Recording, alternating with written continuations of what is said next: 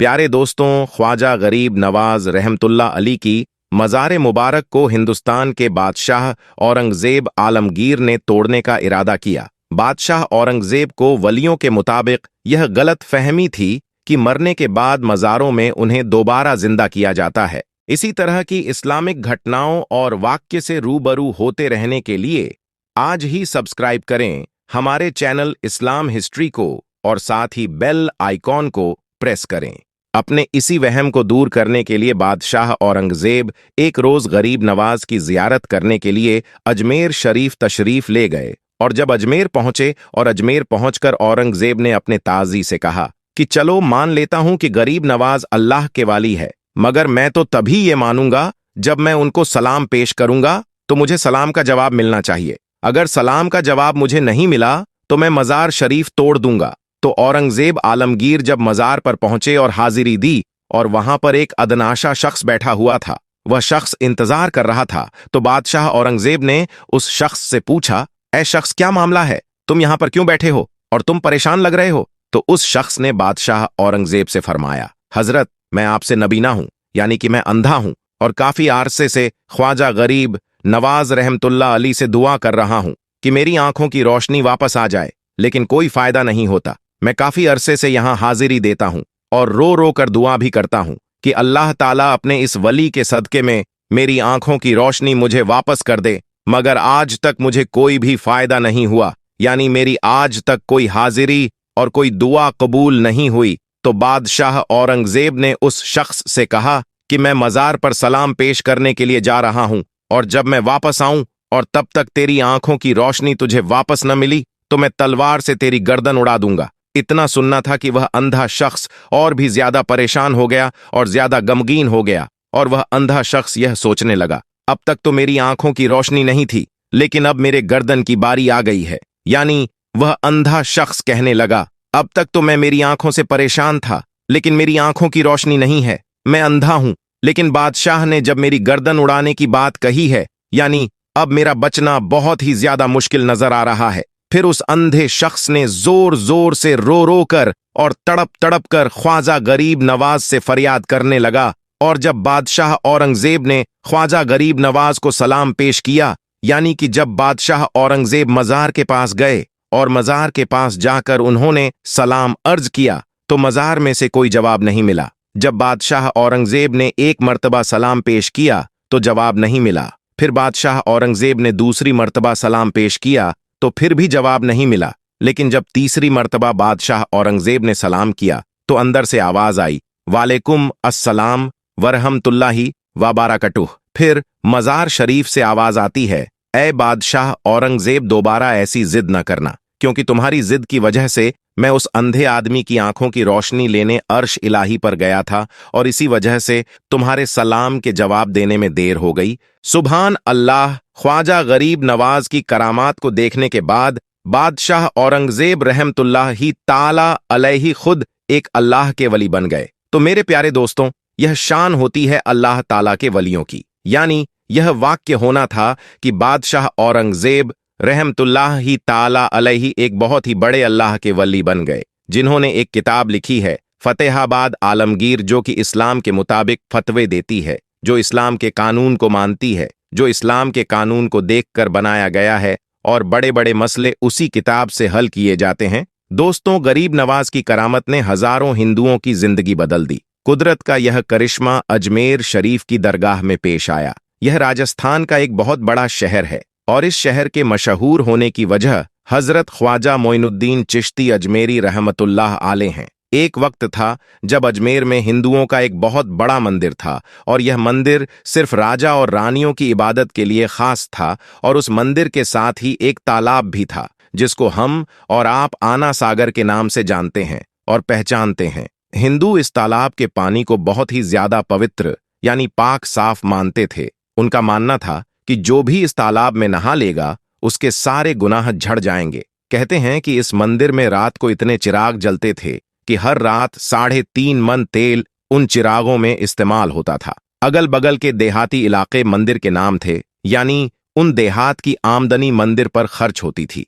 उस मंदिर में हजारों लोग रहते थे जिनका काम आने वालों की सेवा और देखभाल करना था। कि कौन सा खुदा बेटा देता है, कौन सा देवता सेहत और तंदुरुस्ती का मालिक है, और किस मूर्ति की पूजा से दौलत की बारिश होती है। हजरत ख्वाजा गरीब नवाज रहमतुल्लाह आले उस मंदिर के पास चले गए और आना सागर से कुछ दूरी पर छटाई बिछाकर अपने मुरीदों के साथ बैठ गए, और उसी वक्त अजान वक्त हो गया। लिहाजा आप रहमतुल्लाह आले ने हजरत कुतुबुद्दीन बख्तियार काकी रहमतुल्लाह आले से अजान देने को कहा। अजमेर में अल्लाह की वहदानियत और सल्लल्लाहु अलैहि वसल्लम की रिसलत का यह पहला इलम था। वह लोग इस्लाम को नहीं जानते थे कि इस्लाम क्या है।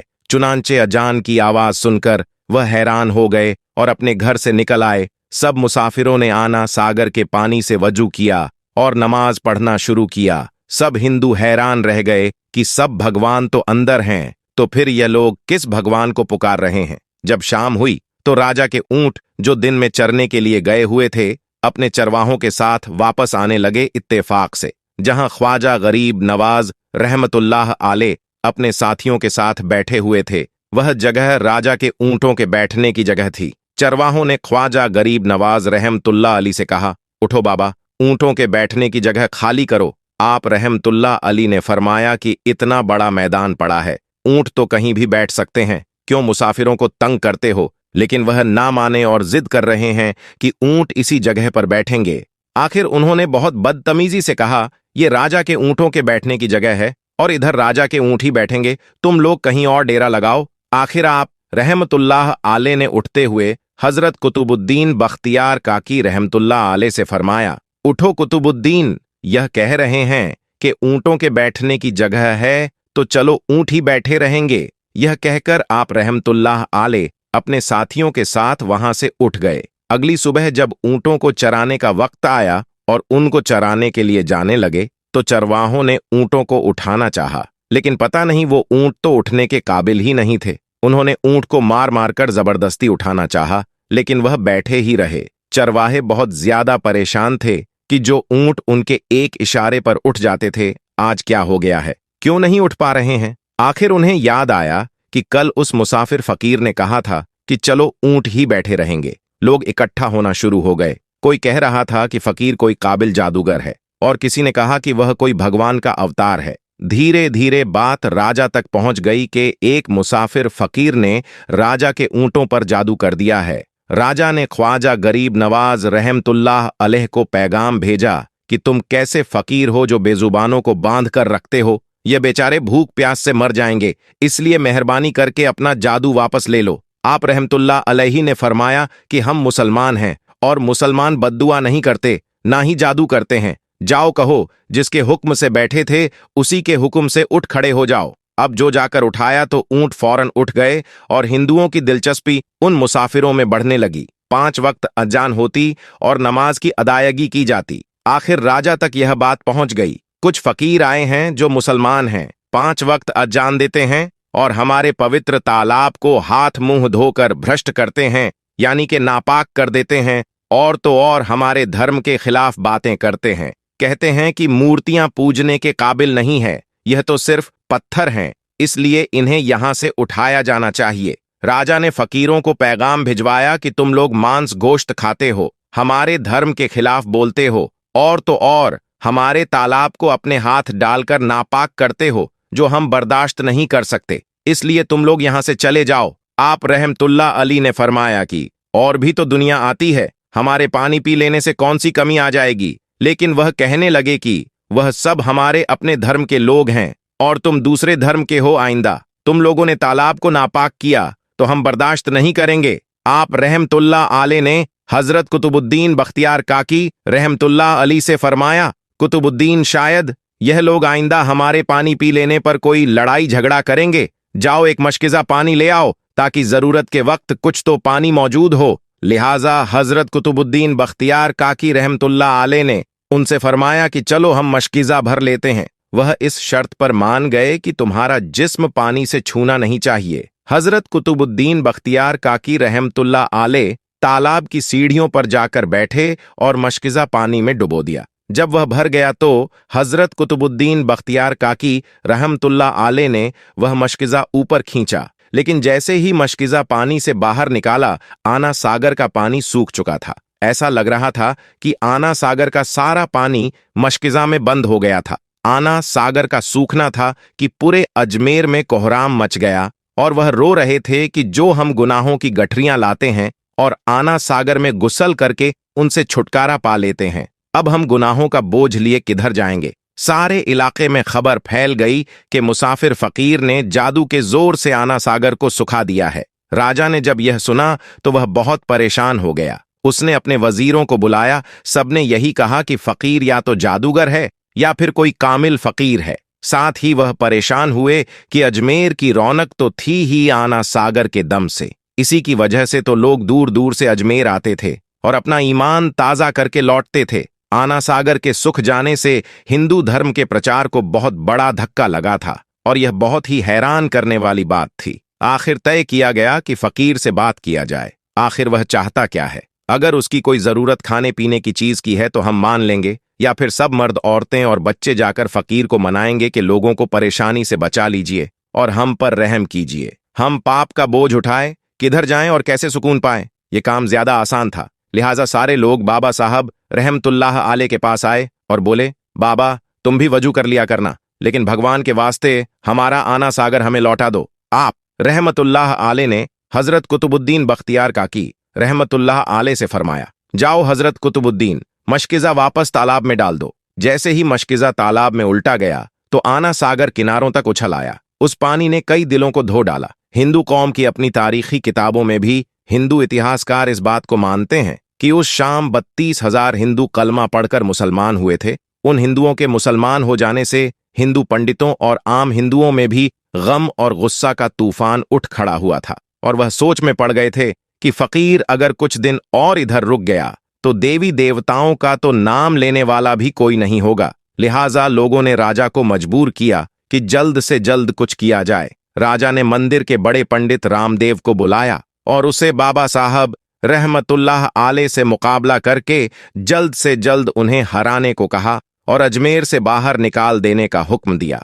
रामदेव अपने वक्त का माना हुआ पंडित था, जिसके इल्मे काबिलियत की दूर दूर तक धूम मची हुई थी। उसने राजा को यकीन दिलाया कि जल्द ही राजा को कोई अच्छी खबर सुनाएगा। रामदेव बाबा साहब रहमतुल्लाह आले के पास आया और उल्टे सीधे सवालात करने शुरू कर दिए। बाबा साहब रहमतुल्लाह आले चुप रहे। जब रामदेव ने हद से बढ़कर शोर मचाना शुरू किया तो बाबा साहब रहमतुल्लाह आले ने उसकी तरफ आंख उठाई और मुस्कुराकर फरमाया कि रामदेव, तू शोर मचा रहा है, पर मैं तेरे माथे पर ईमान का नोट चमकता देख रहा हूं।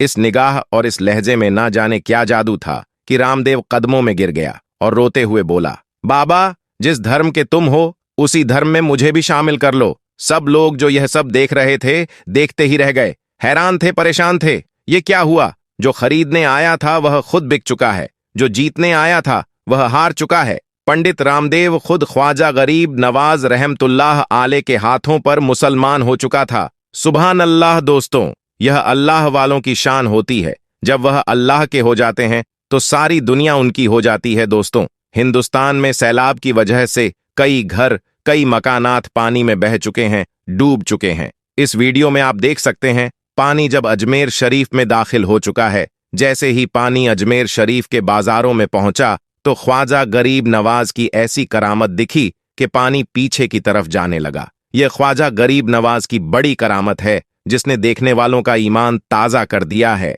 अल्लाह के वालियों की बेशुमार क़यामतें हैं जिन्होंने लोगों की जिंदगियों को बदल दिया। साथ ही दोस्तों, आपकी जानकारी के लिए बता दे, कुतुब उल अक्ताब हजरत ख्वाजा सैयद मोहम्मद बख्तियार अल हुसैनी कुतुबुद्दीन बख्तियार काकी चिश्ती आदेश के एक मुस्लिम सूफी संत और विद्वान थे। वह ख्वाजा मोइनुद्दीन चिश्ती के आध्यात्मिक उत्तराधिकारी और शिष्य थे, जिन्होंने भारत उपमहाद्वीप में चिश्ती तरीके की नींव रखी थी। उनसे पूर्व भारत में चिश्ती तरीका अजमेर और नागौर तक ही सीमित था। उन्होंने दिल्ली में आदेश को स्थापित करने में एक प्रमुख भूमिका निभाई थी। मेहरौली में जफर महल के नजदीक स्थित उनकी दरगाह दिल्ली की सबसे प्राचीन दरगाहों में से एक है। इनका उर्स दरगाह पर मनाया जाता है। यह रब्बी उल अव्वल की 14वीं तारीख को वार्षिक मनाया जाता है। उर्स को दिल्ली के कई शासकों ने उच्च स्तर पर आयोजित किया था, जिनमें कुतुबुद्दीन ऐबक, इल्तुतमिश, जिन्होंने उनके लिए गंधक की बावली का निर्माण किया, शेर शाह सूरी, जिन्होंने एक भव्य प्रवेश द्वार बनवाया, बहादुर शाह प्रथम, जिन्होंने मोती मस्जिद का निर्माण कराया, और फर्रुखसियार, जिन्होंने एक संगमरमर स्क्रीन और एक मस्जिद जोड़ा, शामिल है। सभी धर्म के लोग, हिंदू, मुस्लिम, सिख और ईसाई, मकबरे पर जाते हैं और हर गुरुवार को और वार्षिक उर्स मेला के दौरान वहां दुआ मांगते हैं। दोस्तों, आज की वीडियो में बस इतना ही। दोस्तों, कमेंट में हमें जरूर बताइएगा कि आपने इस कहानी से क्या सबक हासिल किया। इसे लाइक करते हुए दोस्तों के साथ शेयर करना मत भूलिएगा। जाते जाते फिर कंफर्म कर लीजिएगा कि आपने हमारा चैनल सब्सक्राइब कर रखा है। अगर नहीं किया तो फौरन सब्सक्राइब करते हुए बेल आइकन को क्लिक कर दीजिएगा, ताकि हमारे आने वाली वीडियो का नोटिफिकेशन बर वक्त आपको मिलता रहे। अपना बहुत ख्याल रखिएगा और उनका भी जिनका कोई ख्याल नहीं रखता। आने वाली वीडियो में दोबारा आपसे मुलाकात होगी। तब तक के लिए अल्लाह हाफिज।